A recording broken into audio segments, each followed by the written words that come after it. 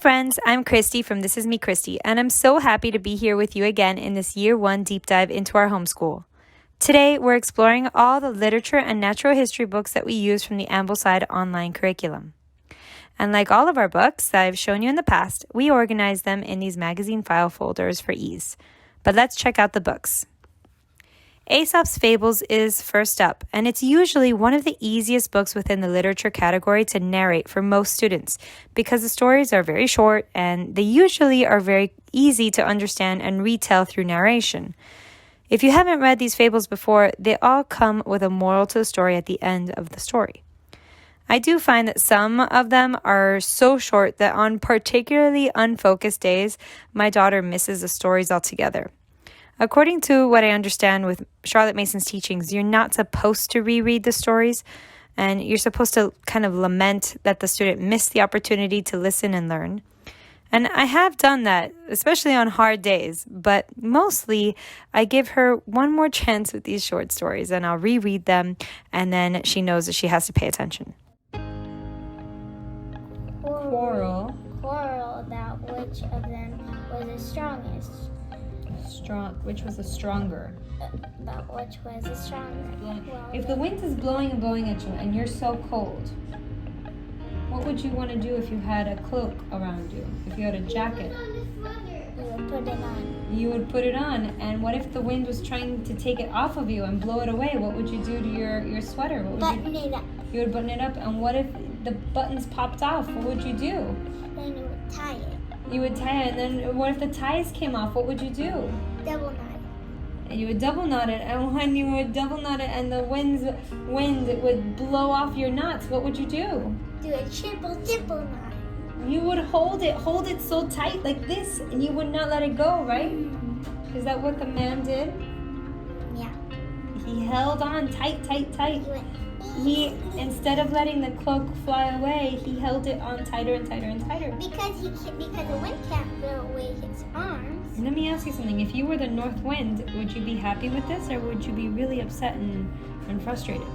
Frustrated. You'd be really frustrated. Why would you be frustrated?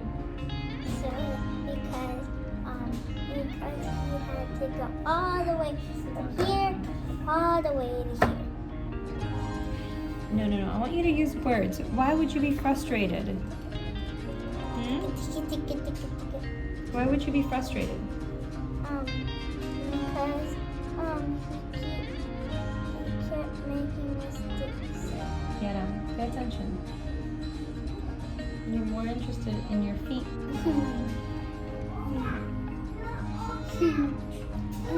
Why would you be frustrated if you were the north wind trying to blow off your cloak and the person was only holding onto the cloak more? And you would be frustrated because you couldn't take off his coat. Because you were trying so hard and all your efforts were going to nothing. Gentleness and kind persuasion win where force and bluster fail. Who was gentleness and kind persuasion, the wind or the sun? The wind. The wind The was sun. gentle and kind? No. The sun. The sun was gentle and kind. Who was trying to win with force and bluster? Oh, I never saw his face. No, but you should know by the story that it's making. Who was trying to win with force? The wind or the sun? I don't understand. The wind. The wind. Together. Careful with your toes. Afterward, because I'm right now doing a lesson. The reality with narrations is that some narrations are amazing. Others are a jumble of guesswork because the student just wasn't paying attention. And other times, it takes a little bit of prying for them to focus and unlock what they did hear and retain. I tend to pry a lot, and I need to practice more open-ended questions. But I have to admit that I do get a bit frustrated at times, and I need my year one to at least let me know that she got the general gist of what was happening in a story. So here I wanted to give you guys a pretty long chunk of what a not so great narration looks like for us, because I thought it might be encouraging to see, the not so focused days. On a side note, I get all of our cursive copywork from Aesop's Fables. Typically, there are 2 readings from this book every week, so I schedule cursive copywork on the days with this book, and then I'll schedule manuscript handwriting practice on the other 2 days of the week. My daughter kind of loves to color coordinate her cursive copywork with gel pens. It has actually made her focus on each cursive letter without my instructing her to do so, so I encourage her now.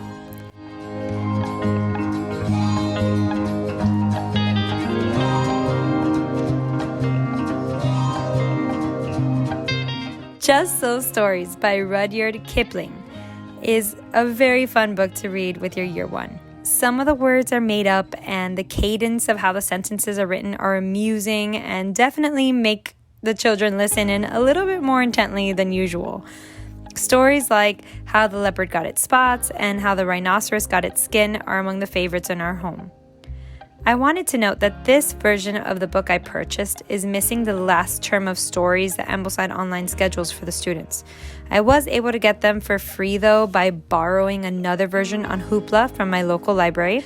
It was an ebook that I pulled up, and if I could go back though, I'd probably make sure that the version I was purchasing had all the scheduled stories within it. But you know, you live and you learn.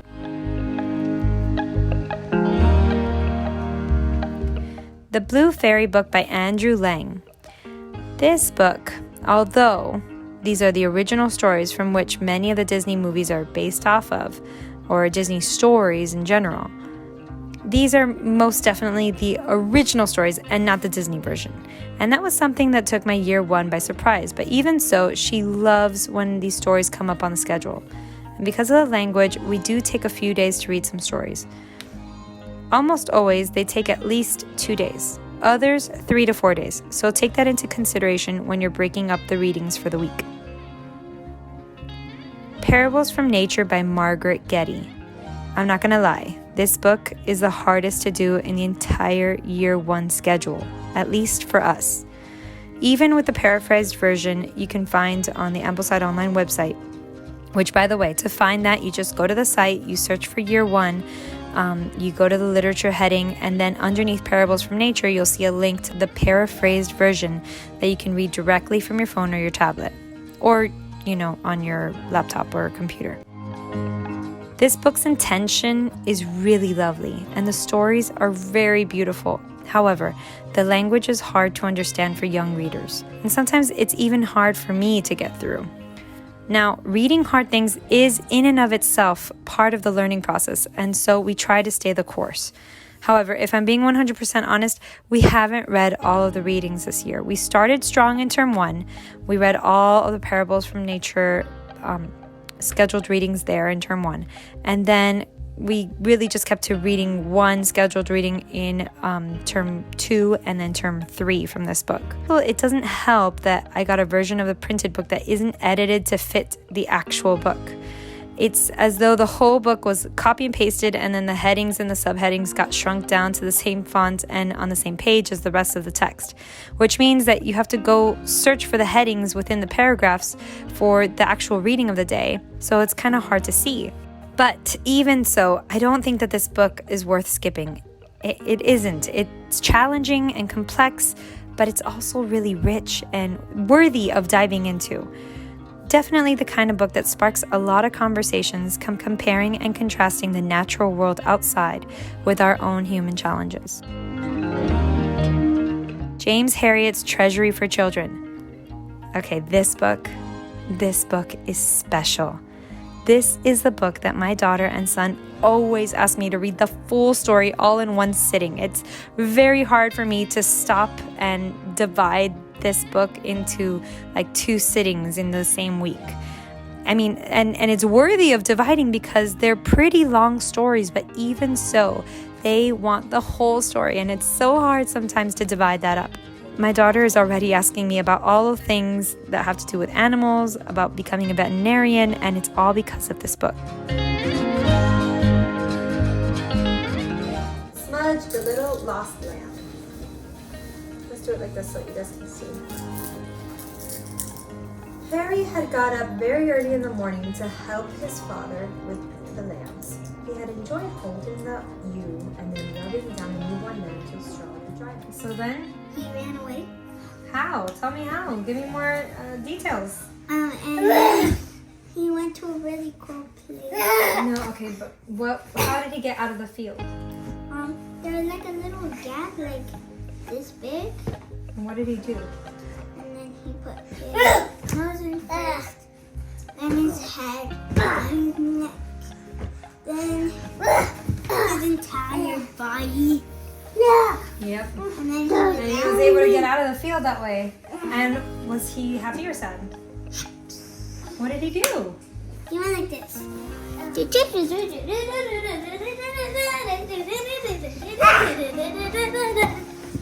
Okay. And so, what did he see when he was out of the field and all of this freedom? He saw Gabby, a relax. dog. He saw a dog. He saw a dog, and did the dog scare him? Yeah. He went like this.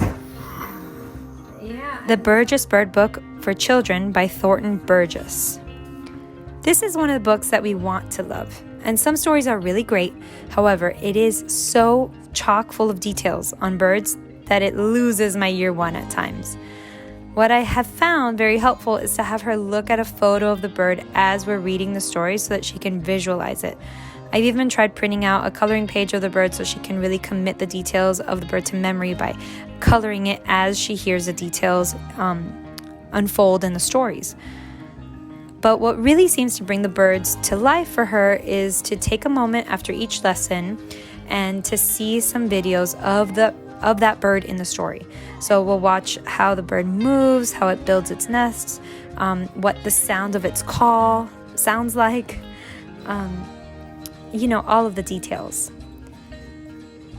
Unfortunately, we don't live in a place where we can go on nature hikes very often, but we are trying our best to be more observant of the birds that live near us, to find their name and note their colors and their calls. And that's the thing, reading about these stories that try their best to bring the world of nature alive has made us look at the natural world around us differently. And perhaps that's the end goal, right? To see the glory around us, to marvel at it, to praise it, and to learn as much as we can about it. Beautiful Stories from Shakespeare by Edith Nesbit. I did a whole video just on teaching Shakespeare to children. I'll post it above and below in case you want to check it out. And still, play acting with peg dolls is our favorite way to unravel the complex character relationships that Shakespeare tends to have in his stories. It's really a favorite, and we've done Midsummer Night's Dream. We're just finishing up Twelfth Night right now, and we've done even heavy ones like King Lear. It's really been amazing, and I love the deep dive into Shakespeare with my year one. And that's it, friends. Literature and natural history for year one. I know I've said it in the past videos, but I want to reiterate. My goal for making these deep dives is so that if you are considering this curriculum, or if you feel a little bit uneasy about this curriculum for any reason at all, you can at least take a look at what these subjects look like in a homeschool environment that is using the AO curriculum and we're thriving. Not every day is perfect. Not every narration is amazing, and sometimes I have to tweak and come back to our school the next day with fresh ideas on how to bring out the joy that is held in these books. But really, we really love it. We truly love learning together, tackling these stories together, and then finding the connections between all the stories and also within our own lives. And that's my hope for you. I really hope that you found this encouraging, friends. Thanks for hanging with us today. Until next time.